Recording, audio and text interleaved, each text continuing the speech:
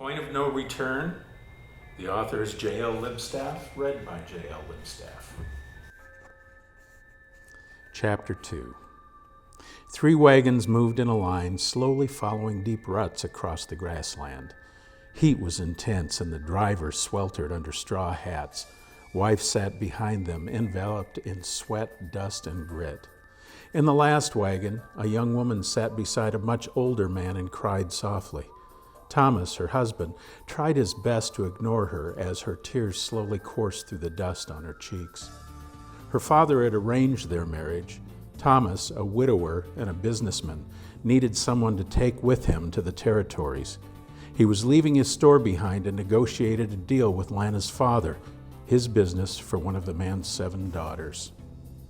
There was no sign of life in this never-ending field of dead grass. No bird sang, nothing but the sun, the heat, and the burnt smell of scorched prairie mixed with the intolerable dust.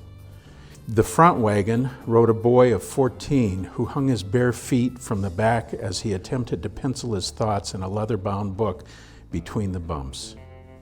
Carson was accompanied by his 2 sisters, both propped against bundles of provisions, and his 3-year-old brother on the wagon floor curled in a ball, sleeping. The Callahans had left Ohio for the promise of green fields, cool water, and of vast country meadows to farm.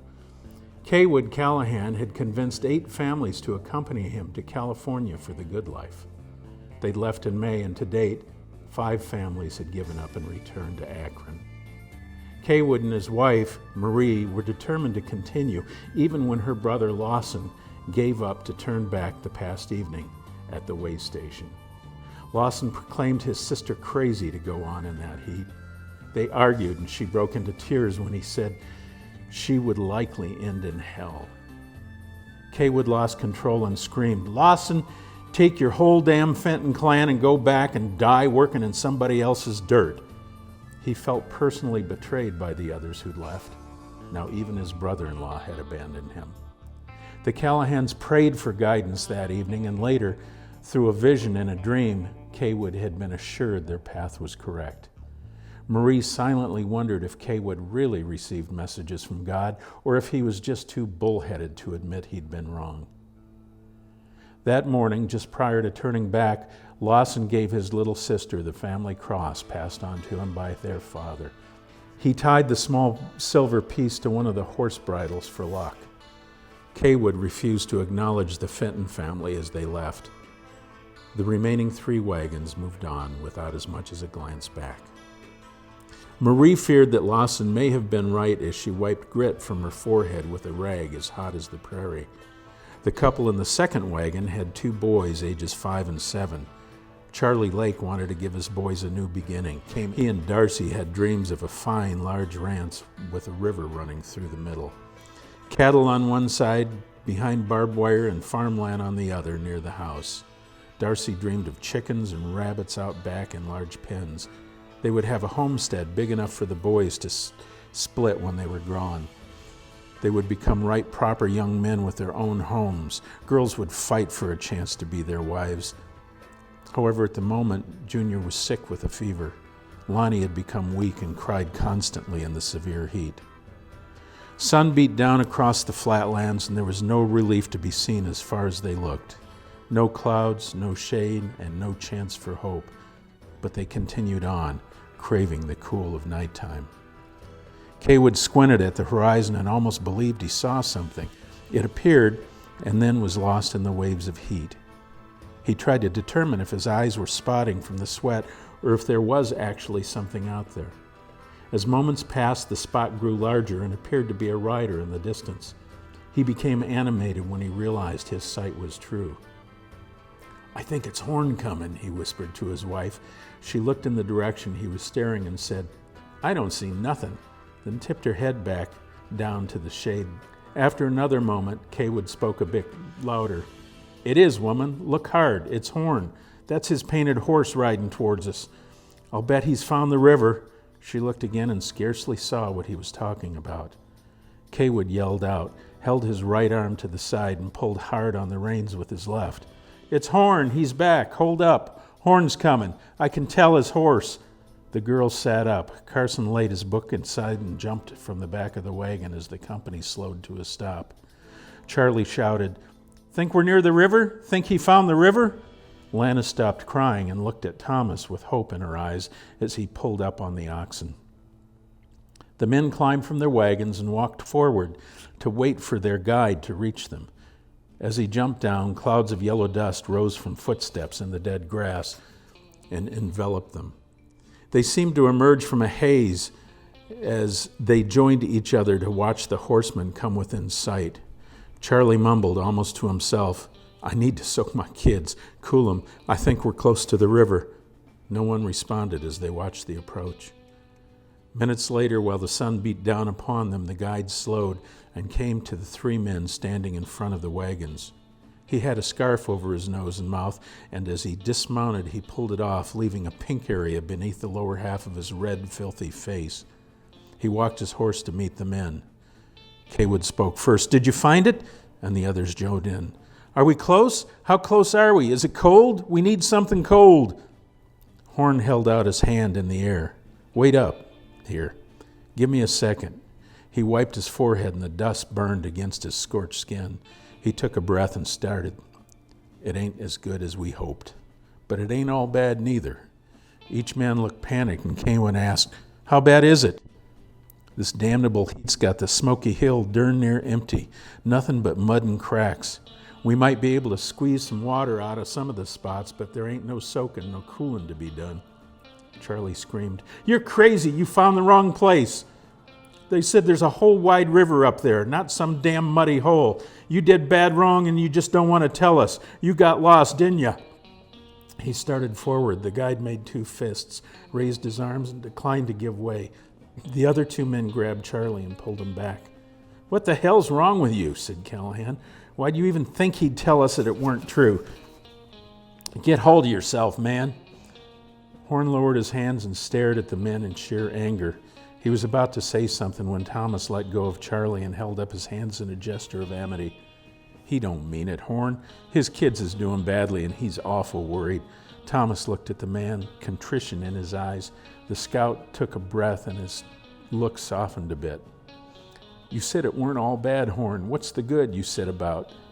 Kaywood let go of Charlie and stepped forward with his hands spread. "Tell us about what you got." Horn looked at the men. Charlie turned his back to them as Horn spoke of what he'd found. "About a quarter day ahead, the road splits. We would have had to go north to cross the river. Since it's nearly dry, we can take the road south. It'll cut about 5 days. We'll be at the foothills in less than a week. Means we'll be out of the sun and into some trees." He raised his voice for Charlie, who had stepped away. "Man, you tell them kids to hang on a bit. It's going to be better, a lot quicker than we thought. They're going to be okay, hear?" Charlie turned back and lowered his eyes. He nodded to his head, embarrassed at the outburst. For 3 days, the wagons continued across the prairie, moving toward the south and west. As the sun lowered toward the horizon each evening, proverbial field bugs began swarming and biting everyone. On the third sundown, Horn decided on a likely spot to spend the night. They formed a triangle with the wagons, tethered the animals, and started a fire from scrap cases of wood they had gathered along the way.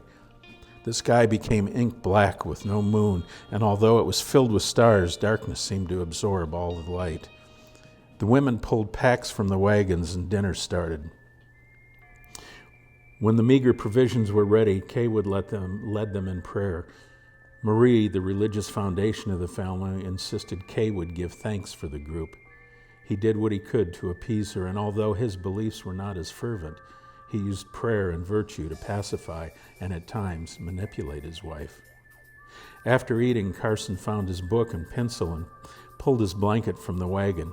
He wrapped himself against the night in the safety of the triangle near the fire. His sisters and brothers slept in the wagon with their parents. There wasn't room for any of them to be comfortable, but Marie would not let the young ones away from her side. The two other families huddled inside for shelter as well.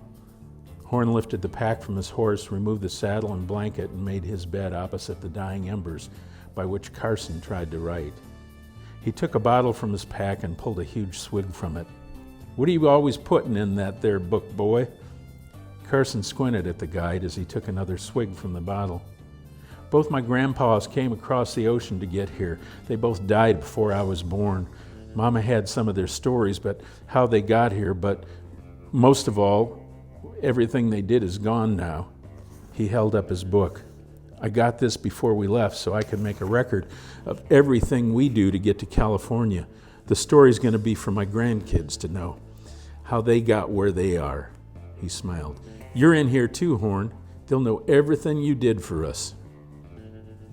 Horn sniffed and spit in the fire. Don't nobody care about what I done. I don't expect no grandkids ever. He took another drink.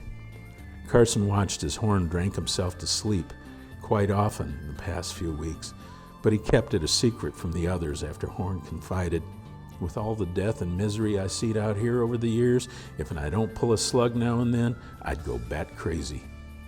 Horn continued drinking as the boy asked, How do you get that Indian pony, Horn? You rustle it from the Indians? Horn shook his head at the boy's ignorance. The Indians out here ain't that bad, boy. Fact is, they're pretty decent. He lifted the bottle and swallowed. I run across a camp one time. Bunch of hunters. They was skinning a deer when I come up. Had naught but a broke old blade that wouldn't cut butter. I had a brand new razor bowie, and I handed it to one of them to use. He held out the bottle near the fire to see how much was left. Funny thing is, he thought I gave it to him. They was smiling and laughing and slicing skin off in that deer like it was magic. One of the young bucks got interested in my saddlebags. He started playing with them and spooked the horse. The old man got right angry and yelled something horrible at him that made my horse go nuts. He started to buck and tripped hard, probably from a woodchuck hole. Horn took a long drink. Broke his leg. So the old guy slaps hell out of the buck and goes over and gives me the youngin's pony. Had to cart my saddle and things back on some branches dragged behind. The man looked toward the sky and emptied the bottle. Took me months to break that wild thing to saddle. He's real pretty and as fast as can be, but he stands out like a black eye.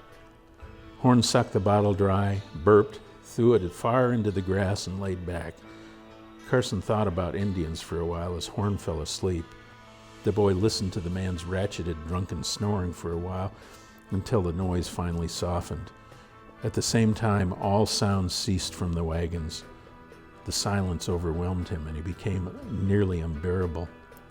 The final campfire embers died, and he felt as though he was drowning in the night.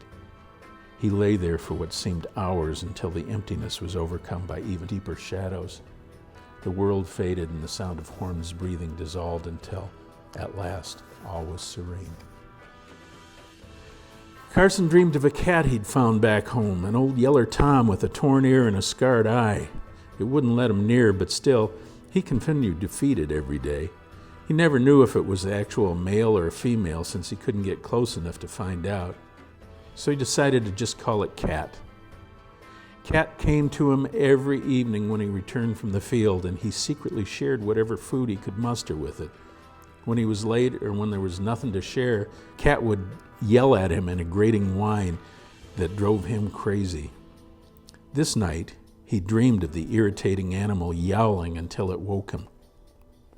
He realized where he was and rolled back over to sleep when the cat howled again. He opened his eyes, but the noise didn't fade. Carson sat up to listen. Could Cat have somehow followed him all this way? It wasn't likely. He strained to hear for some time until he realized the sound seemed more like a baby crying somewhere in the distance. Chills ran through him and he sat up to hear, but there was nothing. It was gone.